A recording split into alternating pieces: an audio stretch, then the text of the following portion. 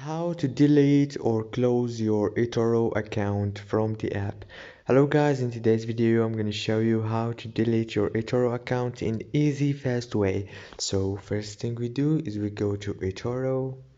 This is the home page as you can see.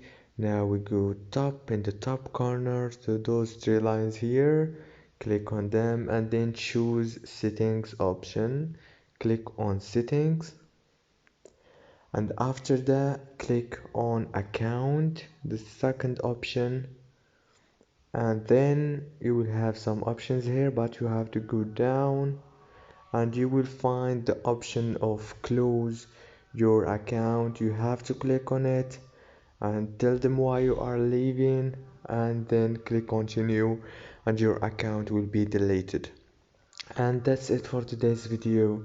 Don't forget to like and subscribe. See you in the next video.